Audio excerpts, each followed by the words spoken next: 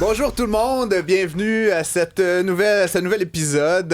Écoutez, la gauche, la droite. Bon, ça a l'air que Jeff Fillion a pas aimé ma rencontre avec Stéphanie Touga d'hier, en fait, et d'en conclure, mesdames et messieurs, que Cube Radio, Cube Télé, Cube Web, Cube tout, c'est un repère de gauchistes, imaginez-vous donc.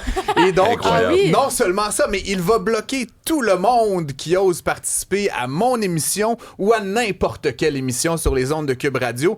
Sérieux, plus démagogique que ça, tu meurs.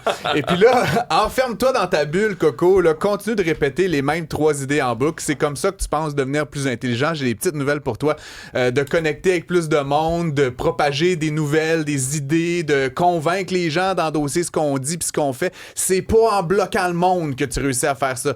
Et puis sérieux, les pirates de Jeff Fillion, ça fait pitié. Je sais pas si vous avez vu ça sur X là, depuis 24 heures. Là. C'est vraiment une rigolade, en fait. Ça chante sur toi, Francis? D'imbécilité, là, mais je suis comme excédé. Vous voulez quoi, au fond, ces gens-là? Ils veulent avoir raison dans leur sous-sol, dans le sous-sol de leurs parents. Là, genre, j'ai raison.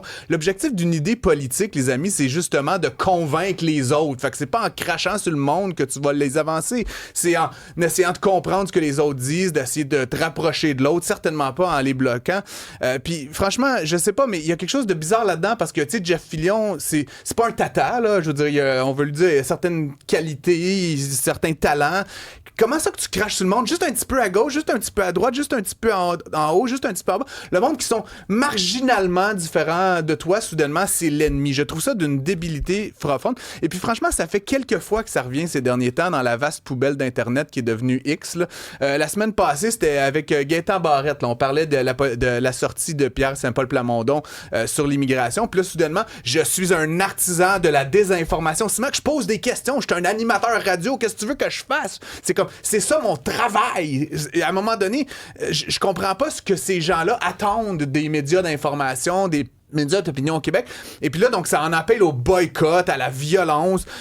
C'est comme une incompréhension fondamentale des médias, une certaine maladie contemporaine qu'on a, qu'un média en 2025, ça devrait avoir comme une ligne éditoriale à la Fox News, puis dire toujours la même maudite affaire, être clairement d'un bord, clairement endosser un candidat politique. C'est Radio-Canada à gauche, puis Radio X à droite, c'est l'Iris à gauche, c'est l'IADM à droite. Juste des caricatures. Juste des gens qui pensent pas, mais qui répètent des arguments un peu creux, un peu caves, des slogans.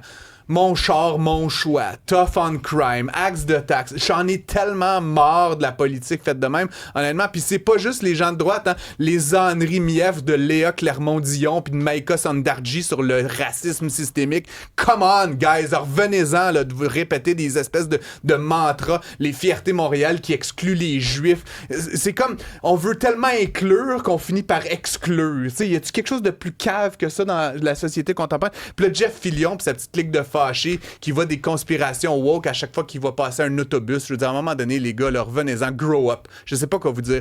C'est comme des gens qui ont abandonné l'obligation de réfléchir, puis je me demande s'il y a pas là-dedans un petit fond d'insécurité. Tu sais, Joey Aubé, là, qui m'a tagué, là, puis qui a parti toute ce balle-là, qui trouve rien de mieux à dire que je suis un gauchiste qui se dit de droite. En fait, savez-vous que le soir, je reviens chez nous, je suis comme dans un garde-robe, là, puis je suis de gauche. Mais là, quand je sors dans le monde, là, finalement, je fais semblant d'être de droite. Sérieux, dude. Sérieux. Des gens comme Alexandre Dumas puis Marie-Ève Coton là, qui ont fait grand cas là, qu'il fallait quasiment tuer Québécois là, parce qu'évidemment on a des opinions marginalement différentes des uns. C'est des gens intelligents qui ont plein de choses à dire sur plein de sujets puis avec lesquels je suis généralement d'accord. En plus, c'est quand même terrible là. Mais quand ils sont confrontés à un petit peu d'altérité, un petit peu de dissensus, une voix qui est pas tout à fait celle là, qui est la chapelle un peu à laquelle on prêche puis à laquelle on prie, ben là il conclut qu'il est légitime de s'en prendre physiquement à des journalistes, de fesser dans le monde physique. Là. Je capote.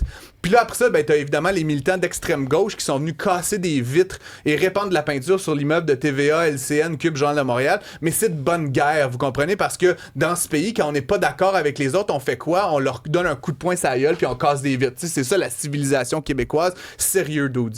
Sérieux. Moi, je suis à droite, mettons. Je suis à droite, à gauche, je sais pas. Enjeux, mais c'est ça. Fait que mettons que j'ai un char électrique puis que je soutiens le droit à l'avortement puis que je me balade en trottinette puis que je crois au réchauffement climatique. Ben là, je suis clairement à gauche, right? Mettons que je pense que l'immigration, là, si on réussit à la faire comme du monde, là, puis à accueillir les gens, puis à les mettre au travail dans toutes sortes de conditions, avec toutes sortes de permis, ça serait une excellente affaire. Clairement, je suis à gauche. Mais là, mettons que je pense que ça serait bien que Duhem gagne dans Arthabasca. S'il pouvait arrêter de faire une esti de campagne de marde, peut-être qu'il gagnerait. Puis peut-être que je pense que c'est important qu'il y ait la droite représentée à l'Assemblée nationale. Je suis un gars de droite, soudainement. Mettons que je pensais que les conservateurs, s'ils faisaient un petit effort intellectuel, comme Québec solidaire d'ailleurs, d'avoir un programme qui est d'autre chose qu'un ramassis de croyances idéologiques tellement extrêmes qu'elles en sont ridicules. Mettons que j'aurais voté pour les conservateurs si ça avait pas été Pierre Poilievre. Je suis un gars de droite quand je dis ça? Je sais plus, honnêtement, je sais plus je suis quoi. Finalement, c'est comme une crise existentielle que je vous livre en ondes à la radio.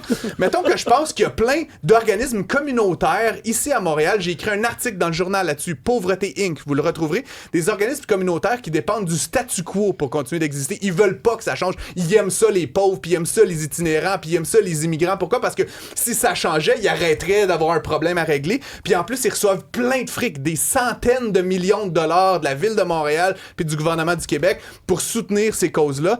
Puis évidemment, ça fait en quoi? Ça fait qu'ils soutiennent à leur tour Valérie Plante puis Projet Montréal. Fait qu'on est dans une espèce de cycle où tant qu'il y aura pas de logement puis tant qu'il y aura de l'itinérance, ben ces gens-là continueront d'exister, donc d'avoir de l'argent, donc de soutenir le politique. On tourne en rond, honnêtement. On a une crise du logement, on a un appauvrissement collectif dans la plus grande ville du Québec, puis c'est la faute à qui? Ben c'est la faute à cette espèce de spinage, honnêtement, puis je trouve ça franchement fâchant. Puis ça, quand je dis ça, ben je suis clairement à droite, je pense, hein? On peut-tu dire que je suis à droite? Mettons que j'ai écrit depuis 2 ans des centaines d'articles qui trouvent que l'État québécois est trop gros, puis qu'on devrait couper les impôts, puis revenir aux fonctions régaliennes de l'État, puis qu'on devrait sabrer d'Investissement Québec, puis privatiser Post Canada, puis crisser la SAQ à terre. Je suis à droite, là? Je suis assez à droite, c'est correct, là? J'ai-tu fait mon effort de guerre pour belong à une gang? Ouais, non.